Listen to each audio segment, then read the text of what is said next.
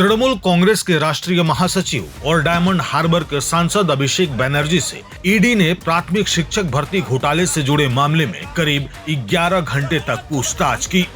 लंबी पूछताछ के बाद रात करीब 10 बजे अभिषेक बनर्जी कोलकाता के सॉल्ट लेक स्थित सीजीओ कॉम्प्लेक्स से बाहर निकले और मीडिया से बातचीत की।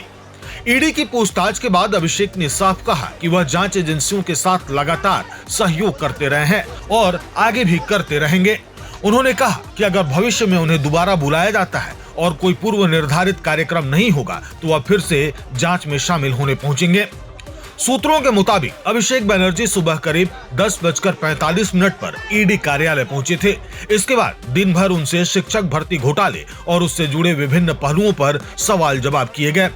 बीच में केवल खाने और चाय नाश्ते के लिए कुछ समय दिया गया, जबकि बाकी समय जांच अधिकारियों ने उनसे पूछताछ की। बताया जा रहा है कि ईडी ने इस दौरान उनका बयान रिकॉर्ड किया है। फिलहाल एजेंसी ने उन्हें अगली तारीख नहीं दी है, लेकिन उनके बयान और दस्तावेजों का अध्ययन करने के बाद आगे की रणनीति तय की जाएगी। सीजीओ कॉम्प्लेक्स से बाहर निकलने के बाद अभिषेक बनर्जी ने कहा कि इस मामले में मुझे आखिरी बार नवंबर 2023 में बुलाया गया था। इससे पहले भी कई बार केंद्रीय जांच एजेंसियां मुझसे पूछताछ कर चुकी हैं।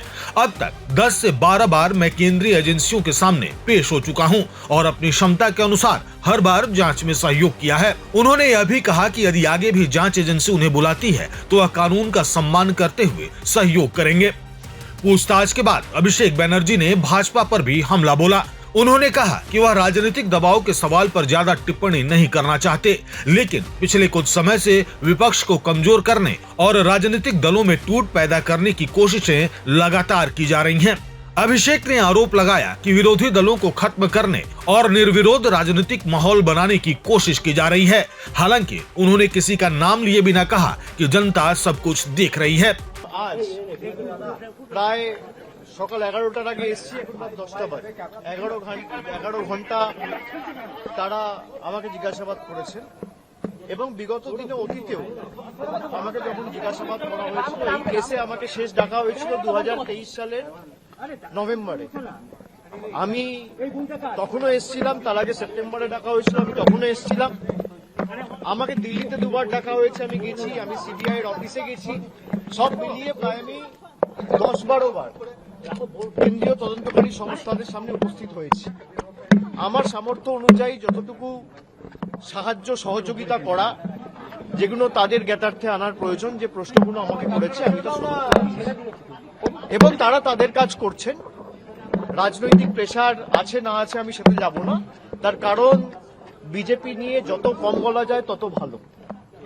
একদিকে দল ভাঙানির খেলা, আর একদিকে বিরোধী শক্তি যারা লড়াই করছে মাথা নত না করে তাদেরকে কি করে দমানো যায়, তাদের ধমকানো যায়, চমকানো যায়, তাদের ভেঙে গুড়িয়ে দেওয়া যায়, কার্যত বিরোধী শূন্য করে দেওয়া যায় পশ্চিমবঙ্গকে, সেই চেষ্টাই গত 1 মাস ধরে করা হয়েছে। প্রথম দিকে এসআইআর এর নাম করে উপযুক্ত ভোটারদের ভোটার তালিকা থেকে নাম বাদ দেওয়া, পরবর্তীকালে জোর জবরদস্তি কাউন্টিং ভেন্যু থেকে বল প্রয়োগ করে অন্যান্য দলের রাজনৈতিক কাউন্টিং এজেন্টদের বার করে দেওয়া, তারপরে পোস্টপোল ভায়োলেন্সের নামে কি তাণ্ডব লীলা চলেছে আমরা সব জায়গায় দেখেছি। বিরোধীরা যাতে বিরোধী দলনেতার স্বীকৃতি না পায় সেই নিয়ে ষড়যন্ত্র, কনস্পিরেসি, দল ভাঙানো, এমপি ভাঙানো, এমএলএ ভাঙানো, এইসব করে কোনো লাভ নেই। তারা ভেবেছিল যারা এজেন্সির ভয়ে এদিক ওদিক চলে যাচ্ছে মমতা বন্দ্যোপাধ্যায়ের সাথে বা মানুষের স্বার্থকে সামনে রেখে যারা লড়াই করছে, আমরা হয়তো চলে যাব, দমে যাব, মাথা নত করব, আত্মসমর্পণ করব, বিকিয়ে যাব। আমাদের গলা কেটে দিলেও আমরা আত্মসমর্পণ করার লোক না, আমরা লড়াই করার লোক। আমাকে যতবার ডেকেছে আমি বিগত দিনেও এসেছি, আমি আগামী দিনেও আসব। যে কেস নিয়ে আমাকে ডাকা হয়েছে, এই যে মামলা কেস 4 বছর আগে এসিআইআর রেজিস্টার হয়েছে, সিবিআই এনকোয়ারি শুরু করেছে জুন মাসে 2022 সালে। তৎকালীন শিক্ষামন্ত্রী পার্থ চট্টোপাধ্যায় গ্রেপ্তার হয়েছিলেন জুলাই মাসে। যারা যারা গ্রেপ্তার হয়েছিলেন কেউ আজ পর্যন্ত এখন আর কাস্টাডিতে নেই, সব বেল পেয়ে গেছে। কোনো সুরাহা হয়নি। যাদের চাকরি পাওয়ার কথা ছিল, আমরা সকলে চেয়েছিলাম প্রক্রিয়া যত তাড়াতাড়ি সম্ভব হয়ে উপযুক্ত ব্যবস্থা নিয়ে মেধাযুক্তদের তালিকায় কোনোভাবে নাম তুলে যথাযোগ্যভাবে এই চাকরির প্রক্রিয়াটা একদম ট্রান্সপারেন্ট ভাবে করা হোক। ট্রান্সপারেন্সির কথা বলছেন, অভিষেক আমি আমার মতো করে চেষ্টা করেছি। যখন যেখানে আমাকে যা প্রশ্ন করেছে আমি তার উত্তর দিয়েছি, এবং আগামী দিনেও তারা যদি আমাকে ডাকে, আমার যদি কোনো পূর্ব নির্ধারিত কর্মসূচি না থাকে, আমি নিশ্চিতভাবে আগামীকাল। आपको बता दें कि पिछले कुछ दिनों में अभिषेक बनर्जी लगातार विभिन्न जांच एजेंसियों की कार्रवाई के केंद्र में रहे हैं।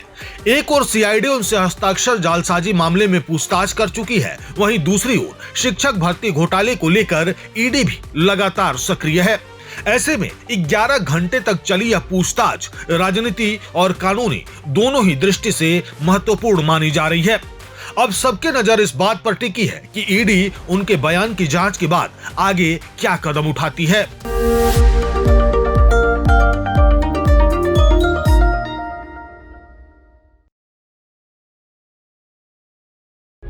प्रभातखबर.com, विश्वास वही, रफ्तार नहीं।